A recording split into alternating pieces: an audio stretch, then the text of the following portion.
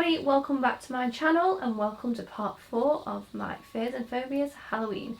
It is Laura Whittle and today we are transforming into this creepy Victorian porcelain doll. Those creepy dolls that stare at you from old people's wardrobes. That's what we're doing. So you get two looks in this. You can either stop when it's all pretty and still creepy because they creep me out, or the full works. So if you want to learn how to do this look, keep watching. If you don't already, please hit the subscribe button and then click the bell notification to be notified every time I upload. Let's hop right into it.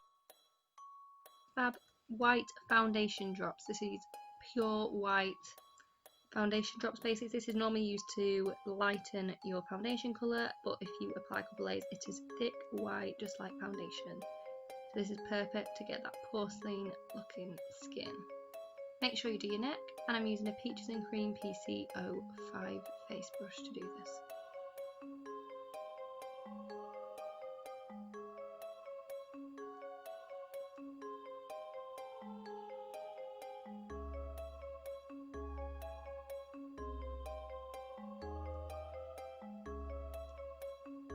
Just going in with another few touch-ups, and because my skin is so light compared to black background, the camera kept struggling with the lighting. Don't forget your ears. Okay, now going in with the Revolution Fast Base Foundation Stick in shade F1, just to get a bit more coverage. This is almost white, so that's a little bit of warmth.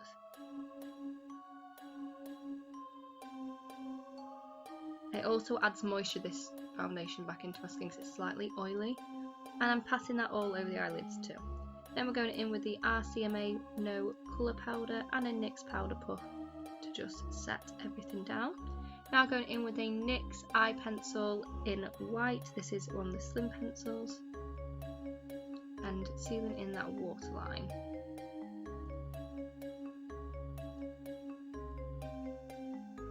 Now going in with the Marc Jacobs highliner in shade Overnight.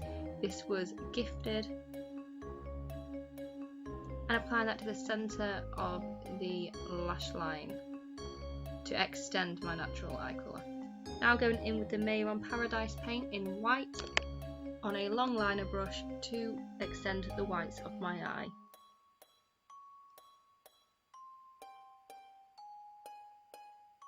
And doing the same thing on the top lash line and the same thing on the other eye.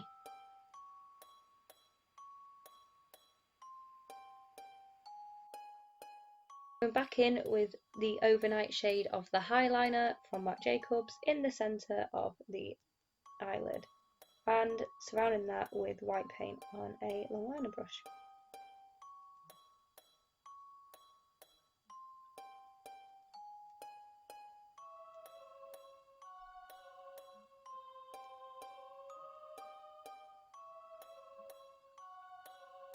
Now going in with shade Felou, however you pronounce it, by Mehron, it's the skin tone shade, and just outlining the top and bottom of that extended eyeball.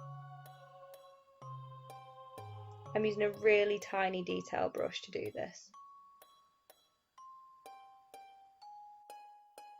Mixing the dark blue and teal shades together on that small detailing brush and adding in some extra dots and shading to the extended iris.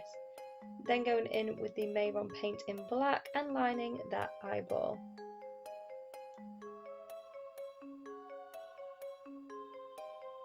And then on the outer corner I'm adding some painted on lashes. And on the bottom I'm applying lashes too, and then outlining the eyeball again, but on the bottom this time. Looks a bit crazy at the moment, but we will be adding false lashes in a little while. Going in with the Revolution Pro Eyebrow Pencil, I first brushed my eyebrows through with the spoolie end and then used the pencil end to fill them in, and then using that spoolie to ensure the product is distributed evenly. And doing the same on the other side.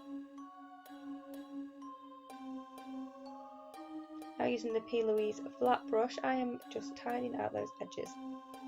Going in with the Sleek Blush by 3 blush palette in Pink Lemonade and using the centre shade to add that signature bright pink blush to the cheeks and swiping that upwards. Going in with my damp beauty sponge from the Marble Makeup Company and pressing that in.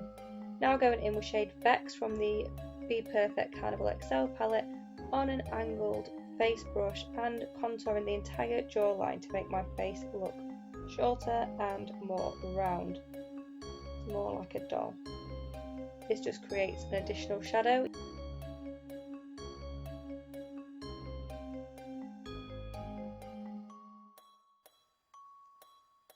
Doing the same on the forehead.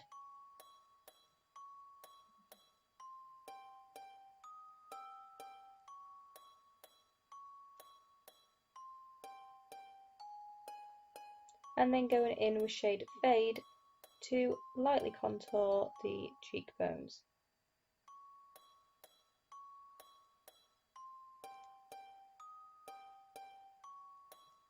Going in with shade Vex again and contouring the nose, making it slimmer to make it more doll-like.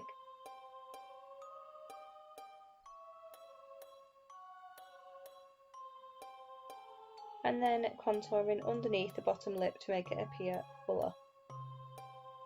Going in with the Barry M brow gel called Take a Brow in shade Clear and just setting the brow hairs in place. With shade Makeup on a small eyeshadow detail brush from Peaches and Cream and just applying that shade all over the lid up to those painted on lashes. And blending that slightly upwards. Now going in with the Colourpop highlighter from the Disney collection, it's the Cinderella one, and highlighting the tip of my nose and the bridge of my nose with my little finger. This is in the shade Horse and Carriage. Then applying it to the cheekbone, and then using the Peaches and Cream small face brush, which I used to highlight with, and blending that out. I think this is brush PC07. And doing the same on the Cupid's bow and on the brow bone. And on the forehead. Then going in with the Sleek Twist Up Lip Pencil in a pink tone. I think this is called Rose Pink. And lining my bottom lip and making sure I don't go to the outer corners, and I make it shorter so it's more doll-like, and then I follow my Cupid's bow and connect that shorter lip.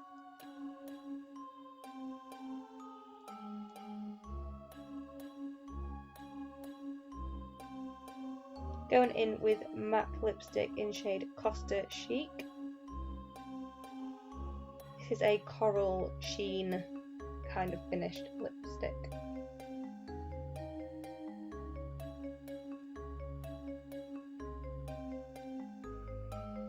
And just touching up that lip liner.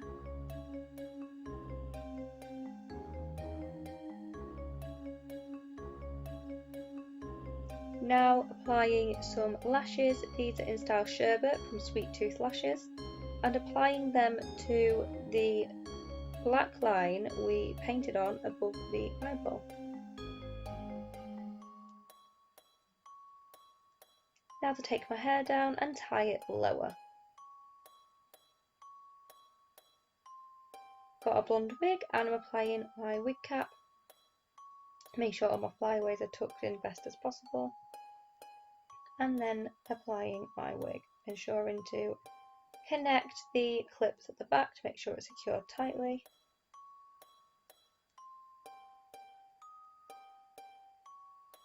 And pulling it forward.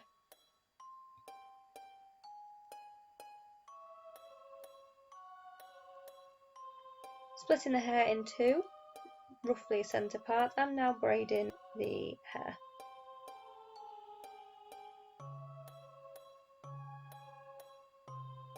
And doing the other side.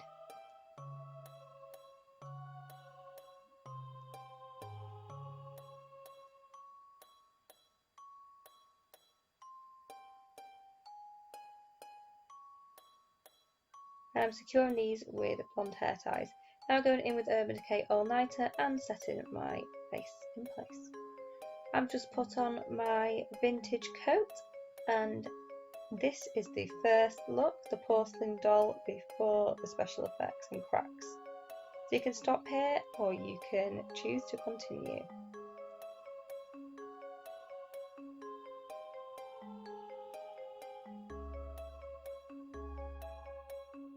The Dash Bow Autopsy palette and the Red Devil shade, which is a alcohol activated palette, so you need some isopropyl alcohol to activate these colours, and painted lines all under the eyes. And then I've gone over it with Noir, which is a black tone, to deepen those and add some like grimy looks to it. This is me wafting away the alcohol fumes. Now going in with a sponge. This is a normal two-sided sponge you can get from like any pound shop, which I've chopped up, and I'm using the rough side as a stipple sponge, and I've mixed some of the black paint with the white to create this grey mucky effect. Now going in with a long liner brush and the black paint to start creating holes and cracks all over the face and neck. This is using the Mehron Paradise paints again, water activated.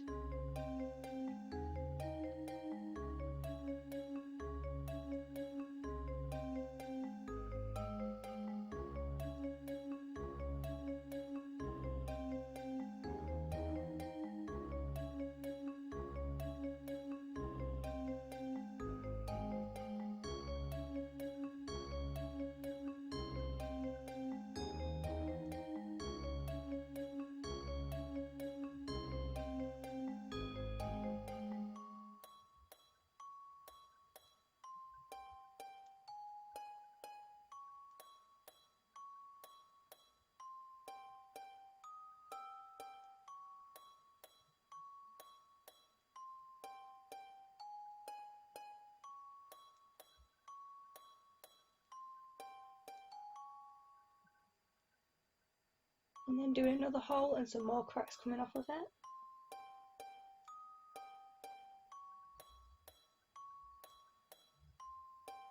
Ensure the cracks are all different thicknesses and different shapes, some with even minor holes attached to them.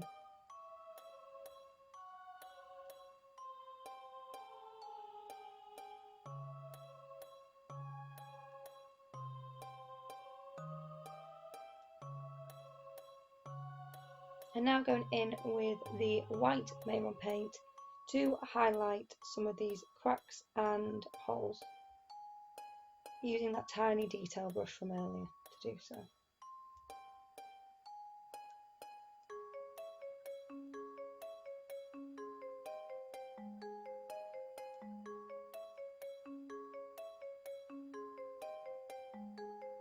Sorry about the lighting on the face, it's so bright because of how pale the skin is and how close I am to the light.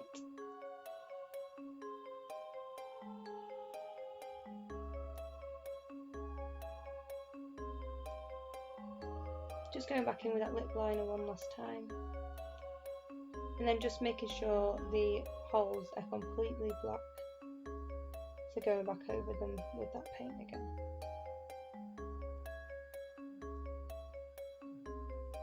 And then just underlining that bottom lip with some black paint. I'm with shade Inferno and a pencil brush from Morphe. I'm just pulling that red tone over the alcohol activated paints. And then going in with shade Reckless, which is a deep purple shade, to add some deeper tones.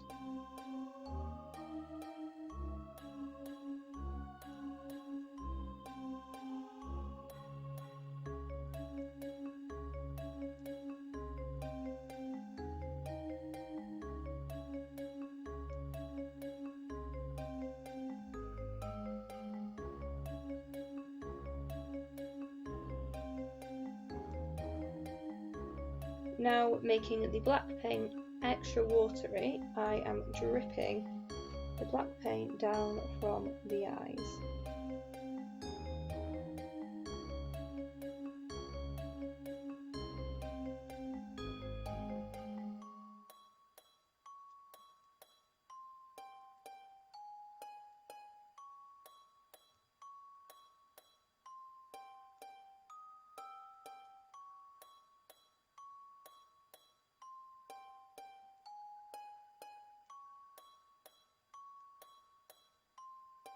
And then I'm colouring in my nostrils with the black paint. And I'm going in with the Mehron Collodiom, which creates scar-like textures. I'm just putting that next to some of the cracks and putting that down from the eyes as well to add more texture.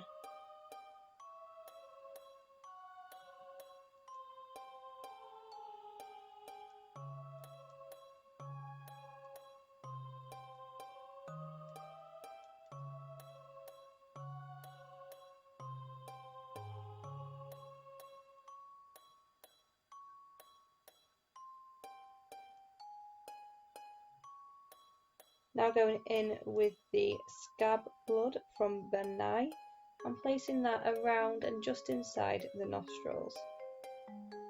Placing that on the inside of the lip and dragging that out, and then down the side of my mouth.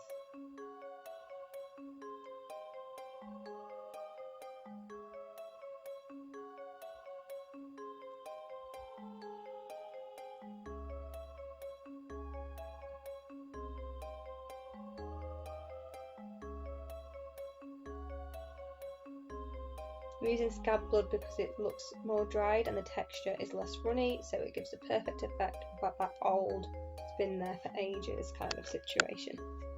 And applying that around the edge of some of the holes. And messing up the wig a little bit more by pulling the braids wider.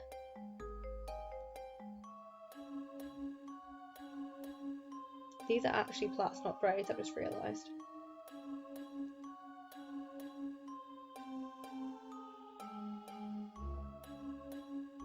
And I've put my vintage coat back on, and I've made sure to protect the neck of it by putting some couch roll just rolled up inside. And this is the final look complete. Thank you for watching today's video, and if you love this look, please check out my other Halloween content.